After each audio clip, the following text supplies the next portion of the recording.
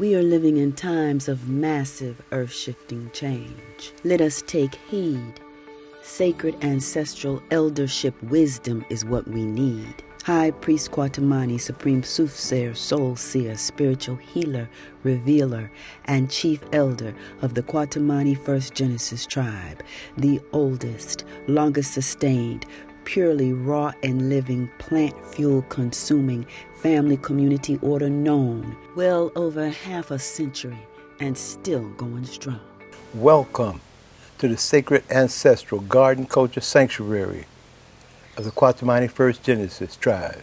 Time to learn the lessons, retrieve the blessings. While the deceived was being deceived, the I was conceived to breed a sacred tribe. 1945, soothsayer wisdom revived. Remember the rule, this here old school. Yeah, we on a holistic living resurrection vibe. The objective is to resurrect the divine and sacred few. The beginning of that resurrection must start within the womb of She, the first teacher. Most obviously, we must reach her, or that opposing energy will beat you in the womb, the first classroom. If we are clear on this, and if we don't have all of those personal biases that has been master programmed to keep us in a state of divisive reasoning, we will come to recognize the fact that if we are to resurrect She, the sacred ancestral mothership energy, there is an absolute requirement that She be divinely guided and protected from the smallest scale of her growth and development until maturity. Color-coded mindset, every shade and hue. This new is the feminine cue. Green earth rebirth is the clue for you, letting you know what we up to. Seeds of supreme truth coming through to penetrate the feminine soul. Prophecy foretold about restoring all things whole.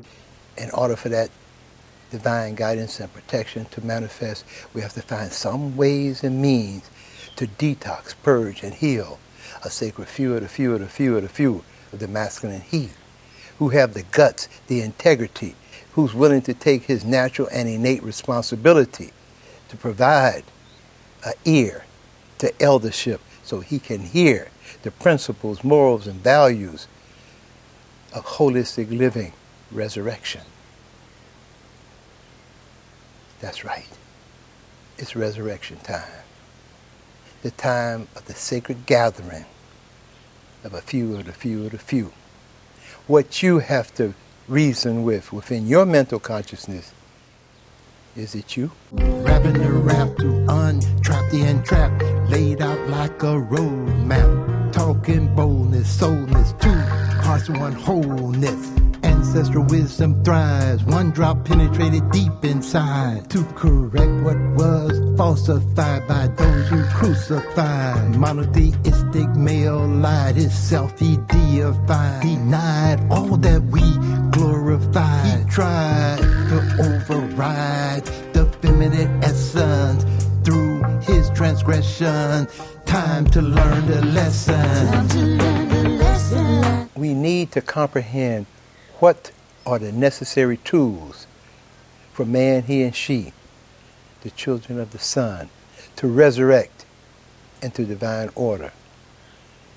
The key here is creating a bond of unified oneness between he and she that has been strategically split, bent, broken, torn apart. The objective to perpetuate individuals who have no focus on anything except their self. And in doing so, the person who's focused on self cannot even see that self is one's energy consumption. Rather, one points the finger at others, especially when it's time for whole life healing. When whole life healing becomes our primary reality, our duty, obligation, and responsibility, that thing that man, he must put his holistic living attention toward, anything that's around connected with him will work and put every effort possible to derail him, to distract him, to pull him back into the status quo. The emotional cries, the mental anguish, the various level and degree of finger pointing and etc. will be the primary tools used to keep him in a state of conflict, confusion, and chaos, so that he never takes his natural and innate duty, obligation, and responsibility to focus all of his life energy into forwarding that holistic living resurrection of divine socioeconomic family community order. High Priest Kwatamani is talking common sense right here. The female is communal by nature. She shares her body to bring forward new life. Now that's communal as you can get. Conception. He and she, sperm and egg, two parts coming together to make one whole. And the womb of she is our first living environment. The principles of divine social economic family community order are DNA encoded before we're even born. These principles and practices are a way of life within the Kwatamani First Genesis tribe. We are working to recover and reclaim the communal, collective consciousness of higher peace within our unified state of being as he and she during this time of whole life resurrection. I want each and every one of you to take time and follow this dotted line in memory of those things that inspired the resurrection of the Kwatamani Divine Socioeconomic Family Community Order, the emergence of that first Genesis tribe vibration, the call of recognizing that there must be a bonding of man, he, and she, or we are wasting our time on this earth. I'm recalling the various circumstances of coming to realize that there was no eldership. The eldership was constantly dissipated, destroyed, annihilated, eliminated, or even more importantly, not having the ability as a young man to rise to the point of eldership because of the various distractions and those things that impacted one's consciousness to make one think that one had to submit to the status quo vibration. There was nothing else. The whole era, assimilation, integration, adaptation, or separation. The idea of separation caused one to be looked upon as an enemy, someone who needed to be attacked. There was a vibration of a state called communism. And in that communism, we talked about Cold War. It was capitalism versus communism. I realized that there were a few organizations where there were elders, and they were about trying to establish family community order. What I came to realize is none of this was matching up with the sacred ancestral feel, the gut inside of the Ayanai. It was not matching up with the principles of Ma'at as the Ayanai had come to understand it. It was not matching up with the resurrection of a sacred garden culture reality. In other words, the Ayanai came to realize that we are herbivorous beings, tree of life beings, and that we are naturally and innately bonded as he and she, oneness. And I came to realize that once there was any conflict, confusion, and chaos, and keep in mind, the Ayanai was born in an era where war after war after war manifested. And being within that war situation, I saw families torn apart. I saw circumstances that made the Ayanai open that third eye to see that if we, the divine children of the sun, emerging out of the sacred garden culture present, have any possibility of whole life resurrection, we had better establish a sacred ancestral order that will reflect that sacred garden culture presence. So the Ayanai began a movement which emerged in Asia, Africa, the Caribbean. That holistic living movement has led out to where we are right now. And where we are right now is this. The key element that needs to be put together in order for man, he, and she to advance past this stage of toxic reality, this stage that has various communities inflicted with AIDS, other viral situations, family disruption, gang warfare, females going into vibrations of stating that they are going to be body counters, all the other circumstances that has broken down our family community network. Those things that have become a reality in the minds of so many who know nothing else. The holistic living decision was that we, those who walk the pathway with I, their offsprings, and those interconnected, regardless of how few of the few they are, that we must gather in a sacred space, a rainforest jungle environment, and that we must plant and till and harvest.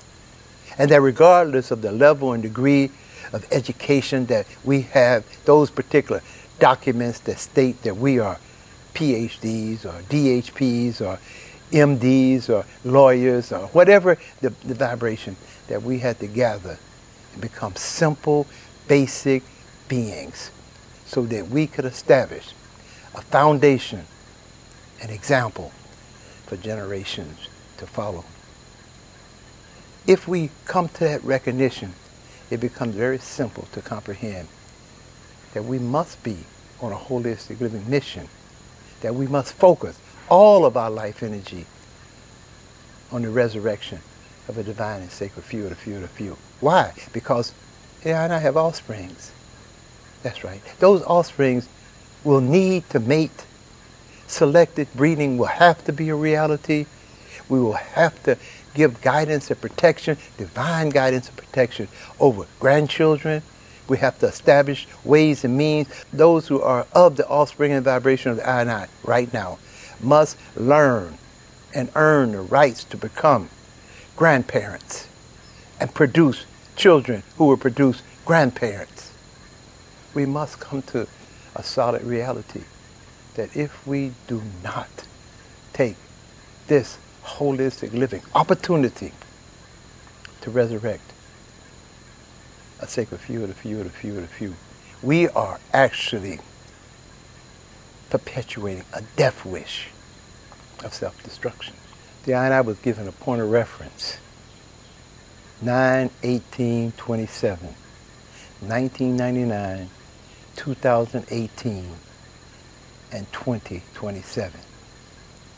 There was a certain amount of active work that needed to be done in each and every one of those cycles. We're in the cycle where it is an absolute necessity to resurrect divine social, economic, family, community order as a holistic living reality in order to sustain the shape of things to come. And for those who cannot see, because they're so pushed down, the shape of things to come actually has a bright future. But we must gather the sacred few of the few of the few and put together family, community networks, offsprings, branches, to be able to go forward and multiply this holistic living reality. For that, we're going to need that sacred ancestral nurturer. And it is totally not possible without that holistic living masculine energy. And both of them will be lost in the sauce if there is not sacred ancestral eldership. Eldership masculine providing divine guidance and protection. Eldership feminine providing divine nurturing affection. The children of the sun learn by example. If we don't have these examples, the only thing that will be produced is conflict, confusion, and chaos. This is what you see on a daily basis. And we have to get to the point of being sick and tired of seeing that same old scenario over and over again while people make excuses and continue to fall down the same pit hole of a discomforted relationship within one's own being not being able to establish a bonding relationship with he or she, and producing offsprings within that toxic parallel of a downward spiral. Then I was asked, why did we choose a tropical rainforest jungle environment completely off-grid? And the answer is really very simple. We're a product of our environment, creature of habits. Habits are hard to break.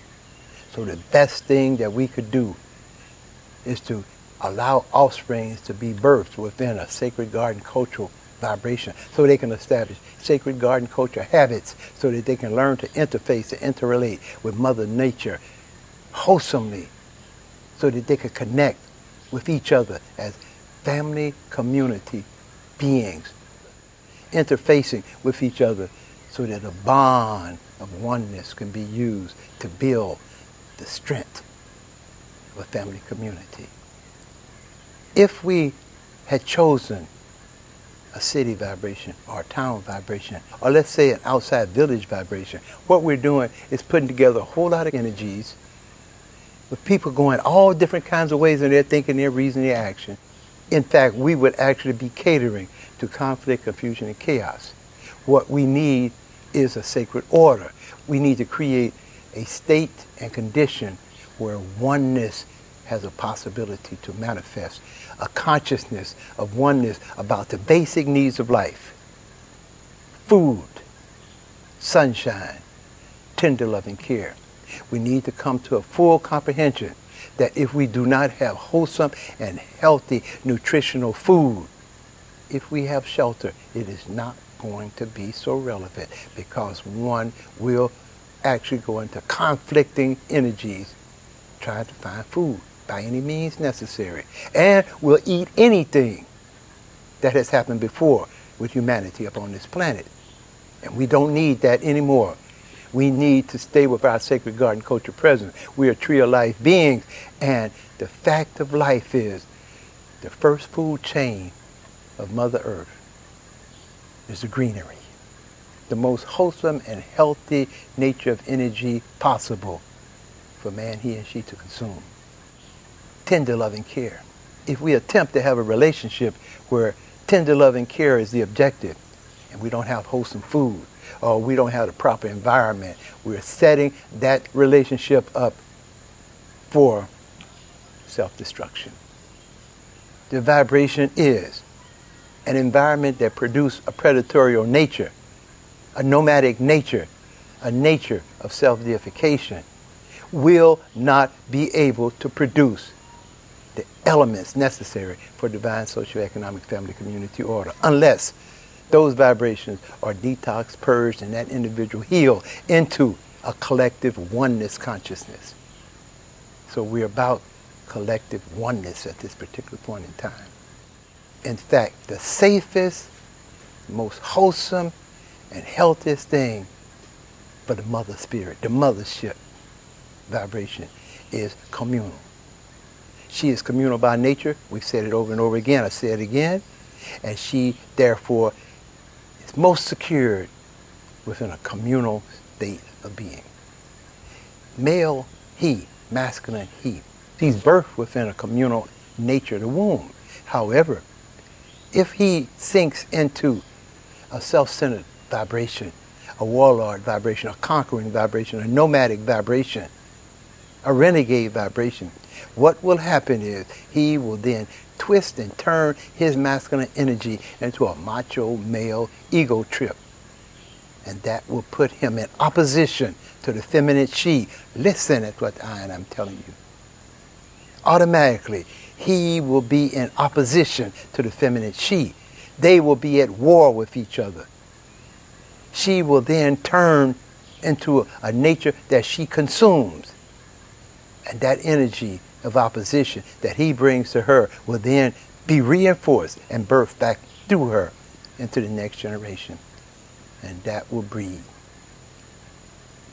war, conflict, sexual violation, violence, crime, hostility, aggression, bitterness. And that will tear down every focal vibration of family community order. Look around and see if that's what you see. And come to a realization that unless we, man, he, and she, take a different direction in our pathway of movement upon our Mother Earth, we are headed for that apocalyptic nature of doom and gloom that's been spoken about. If we have gotten a comprehension of why we're here in the first place, if we've gotten a comprehension as to why the Kwatamani First Genesis tribe is bringing forward this nature of communication to you, the few of the few of the few of the few, if we're clear that we must gather into a holistic living oneness, a bond, we must establish wholesome and healthy love affairs that produce wholesome and healthy love affairs into the next generation and the next one and the next one and the next one. It cannot happen by osmosis. It will not happen within that divisive nature where one continues to seek out toxic insanity. And if that is not able to be seen right now, that particular being is psychologically damaged. A psychologically damaged being needs to detox and purge so that he or she can heal. If the being have that desire within he or she to heal, the doorway is open. If the being do not have that desire, conflict will destroy every fiber of that being. That being becomes very dangerous to his or herself and to any and all offsprings born of he and she. Comprehension is an absolute necessity. There are all kinds of concepts that has been put before the children of the sun to keep them divided, conquered, and separated, to keep them looking suspiciously at each other. We must comprehend what it is that we're about and how to carry out our mission. We are about resurrecting divine social, economic, family, community order. Top priority, the mission. There are a lot of elements within that is an absolute necessity.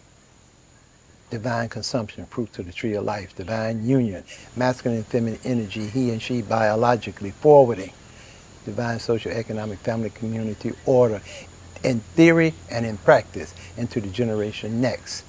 Easy as 1, 2, 3. Divine consumption, fruit of the tree. Each and every delicacy, raw and living greenery. Divine union, he and she. Natural and innate biology. The womb, umbilical cord, the breast. Yes, femininity does express the communal nature at its best. And he is blessed when he guide and protect his love nest. This is our family community quest, coming at you live. Kwatamani First Genesis tribe.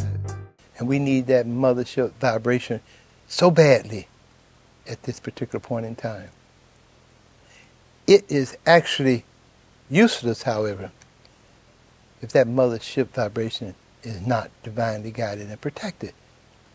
We cannot actually breed a collective conscious communal male if we do not have that divine guidance and protection there. It must be nurtured. It must be nurtured. So we have to, at this point in time, find ways and means to just forge a presence, a council of elders. We have to just submit to the idea of having enough divine humility to take the intelligence from various spaces and places and put it together so that we can create collective conscious reasoning. The kind and type of reasoning that will allow us to breed, seed, and feed a new generation of masculine and feminine energy, bonded with a greater level and degree and sensitivity to oneness, not tied to any element of that opposing self-centered nature, because it is contagious. It is the most contagious nature of energy that this planet has faced. And it spreads like a plague.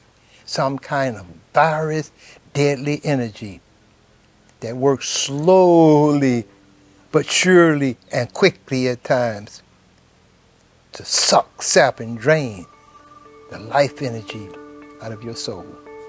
Soul depletion, the broken bonds of masculine and feminine energy, our families torn apart, our communities torn apart, the heart of femininity torn apart. So where do we start? Divine, social, economic, family, community order.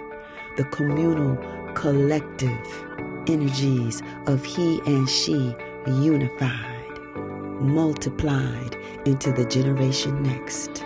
It's hard to recover what has been lost, but every possibility of recovering from what we have lost is in fact available. Once we see that as a reality, then we know that we have no other whole life obligation other than to implement whole life change of environment. Divine, social, economic, family, community order, communal living 101. We are referring to our ancestral garden culture way of life within the sacred ancestral eldership wisdom of a most supreme seen and unseen priesthood rooted in the holistic living principles of Ma'at. The basic principles of communal living include, number 1, sharing. Shared ownership and use of resources such as food, household items, tools, and skills. 2, collaboration. Cooperative effort and mutual support among community members to achieve common goals. 3, intentional relationships, building strong, meaningful connections with fellow community members through regular social activities, shared responsibilities, and open communication. Number 4, respect and inclusivity. Emphasis on fairness and respect for all community members, regardless of background, gender, age, or ability. 5, voluntary simplicity, living simply, minimizing consumerism, and prioritizing quality over quantity to reduce waste and environmental impact. 6, decision-making processes, consensus-based or participatory decision-making approaches that involve all community members in planning and decision-making. 7, conflict resolution, established procedures for resolving conflicts in a fair, respectful, and constructive manner. 8, transparency, open communication about financial decisions, budgeting, and resource allocation to ensure fairness and accountability. 9, personal growth and development, opportunities for community members to grow personally and spiritually through shared learning, mentorship, and support systems. When we decided that it is a requirement for this First Genesis tribe to be within a garden culture sanctuary, we were completely surrounded with rainforests. No one really knew where we were. Off-grid, yes. And all of a sudden, like a magnet, there's been an attraction to the nature of energy. Now what we have to do is not to get distracted by that. And the masculine he must be the first one to comprehend this clearly. We cannot get derailed into the thinkings of self-centered achievements. Self-centered individualism. 1, the self-centered individual is always looking to capitalize and profit from any situation and has difficulty sharing because of the predatory nature of his or her approach to relationships. It's about personal gain, even at the expense of others. 2, the self-centered individual is filled with insecurities because of the nature of how he or she relates to others, and therefore is constantly afraid of being taken advantage of or losing control. Self-centered individuals may find it hard to put aside their own personal interests and preferences to accommodate the needs of others. This can lead to stalemates and frustration. 3, The self-centered individual is unwilling to take personal responsibility and be accountable for his or her mistakes. Instead, there are reactions and defensive attacks, cover-ups, and attempts to blame others rather than seeking corrective actions and working towards mutually beneficial solutions. 4. Resistance to feedback and criticism. Communal systems rely on open communication and constructive feedback. Self-centered individuals might become defensive when criticized or challenged, which can hinder personal growth and damage relationships with others. 5. Difficulty with conflict resolution. Conflicts are inevitable in any community. Self-centered individuals may struggle to address issues in a fair and respectful manner, as they're more focused on protecting their own interests than finding a mutually beneficial solution. In a communal setting, members are expected to take responsibility for their actions and contribute to the collective effort. Self-centered individuals may resist taking ownership of their mistakes or share the workload, which can undermine trust. 6. Lack of trust. When self-centered individuals prioritize their own needs over the group's well-being, others may start to distrust them. This can lead to feelings of isolation and disconnection. Communal systems require empathy, understanding, and effective communication. Self-centered individuals might struggle to understand others' perspectives, leading to misunderstandings and conflict. The mass population of man, he and she, whom we encounter, has been well indoctrinated into self-centered individualism. They have been consuming of it for so long, and most do not even realize it. They're simply going along with the program. They have been so derailed from that natural and innate duty, obligation, responsibility. Even those who have offspring, their focus is, it should be about me, me, me, forgetting that the greatest level and degree of devotion and dedication that we can have is to put forward our whole life energy into the generation next. Why? This is our pathway. The most important thing is most people do not even realize that there is a pathway for soul-to-soul movement. They simply think they're born and they got a name and they have their job to do and they're about this and that and they get their house and they prepare for that cycle of death or whatever they perceive of or believe of within those syndromes that's been given to them to keep them derailed and distracted so that they will never be an impacting energy to inspire holistic living resurrection. Now, once we begin to get these things clear and focused in our minds as we then have no other alternative but to comprehend that that first teacher is the essence of life. She's the root, foundation, and base of our existence. We have been given her to carry us forward as soul-to-soul beings. It is not a declaration to declare that we are the almighty and omnipotent He, but rather to say that there is a holistic living energy of most supreme masculine and feminine presence, and that we have fallen out of sync and out of focus and out of time with our sacred ancestral order.